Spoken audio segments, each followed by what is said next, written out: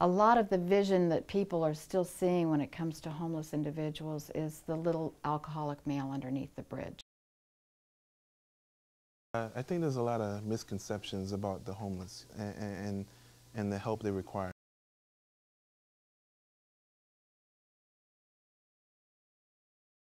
It's not just the person on the corner who's asking for money. Verde Gardens was an idea that sort of sprang out of a number of issues, some happy, some a little bit challenging. The Miami-Dade County Homeless Trust was deeded some property that we actually asked for back in 1996. I came here as the director back in 2002, and one of the first things I did is I said, hey, we have this 50 acres just sitting here, you know, why aren't we doing something with it? And we have this big shortage of permanent housing. So I had like a really great time trying to put together all of the ideas for this into the vision of what Verde Gardens was going to be. And in the end, what we presented to the community was that we would have the farm, we would have the farmer's market, and we would have housing. And the housing would be permanent supportive housing for families. And this was all going to be contingent upon the federal government telling us we could do all this. Finally, they did, and we changed the federal policy, not just for us here in Miami-Dade County, but for everyone in the country now who has acquired this property through the McKinney-Vento Act, surplus property. They can use this property now for permanent supportive housing. So that was like a big deal for us, for the homeless community around the country. And we think this is a great model that other communities might be able to learn from and pick up. Carrefour is a not-for-profit developer of supportive housing for formerly homeless families. Verde Gardens is a partnership with Carrefour Supportive Housing and the county. The county was supportive of us in building the residential component, the farm component, and also in developing the organic farm. What we had hoped would happen with Verde Gardens, and now we're actually seeing it come to life, is to really have the idea of green living and sustainability permeate all parts of the project, from the residential components and how our families are living to the farm and to the farmers market. When we envisioned this program, that's what really we envisioned, and now we're seeing that all come to life now, with residents learning how to cook with the food that's grown on the farm and using the farmers market to generate additional income for their families, and that's really the dream that we had for this project. I'm the secretary at Verde Gardens. I work for Earth Learning as a volunteer coordinator, and I became a resident at Verde Gardens because me and my family was living out of our vehicle. I made sure that I was parked close to my children's school so that they can still attend school until we decided that we had to go to a shelter to get some kind of help on housing because our income was very low, and I was also a victim of domestic violence. Really, to be honest, I ain't had nobody. Only probably had my big sister, to be real. We had each other back, you know. I'm adopted, you know, grandma, she waited, she got me and my sister from DCL. We lived with her till now. Now that I'm older, I see like all the things in the past I could have been doing. It's like I couldn't because I was just so caught up in doing everything for everybody. And I don't like take the time out to do it for myself. That's how I've been all my life, and I still do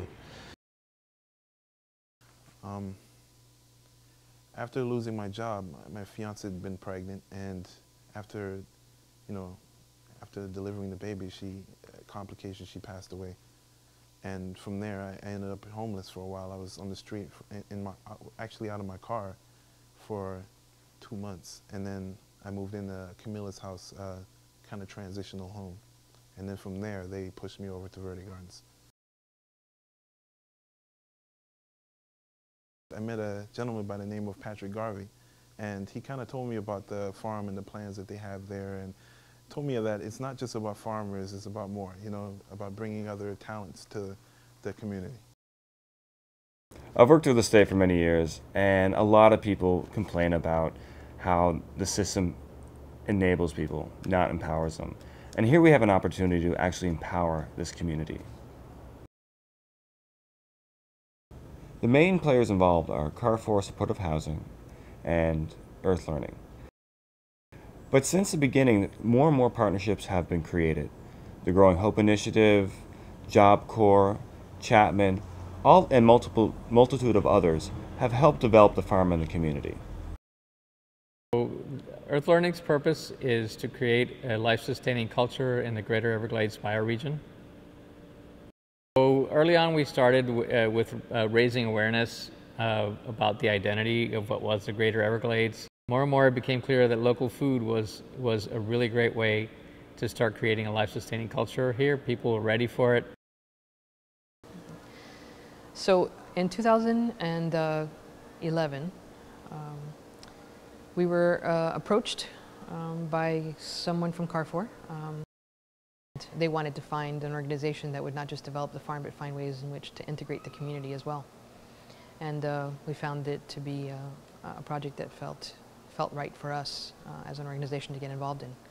And so we came on and looked at the property before we submitted the proposal, and found 22 acres of invasive exotic plants and trees, and thought, oh my God, how are we going to do this?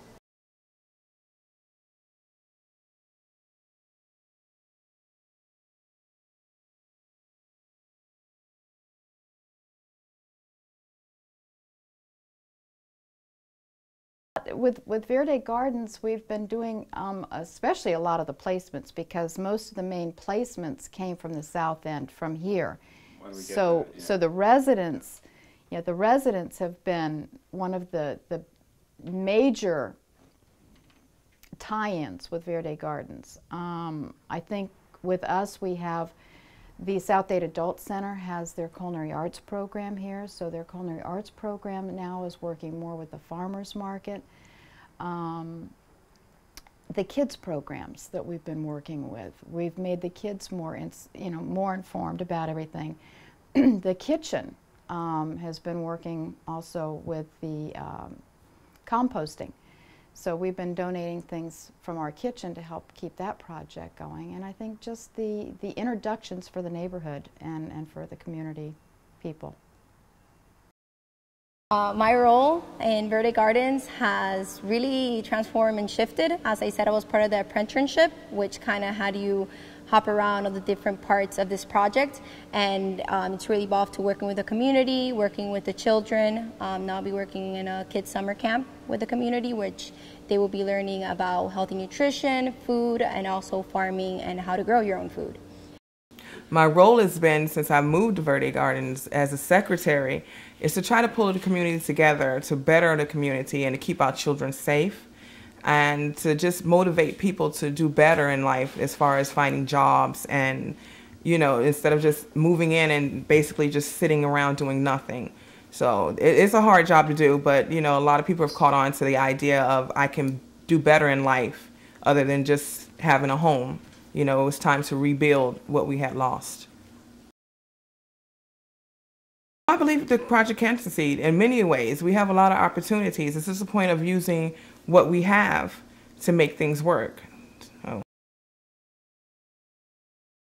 Our neighbors are connecting and getting involved and trying to do what we can do positive for our kids. We don't have much, but we have a lot of heart, and we put into our kids and our neighbors and to our community. I like this program. What's your favorite part of this program? I like playing with my friends.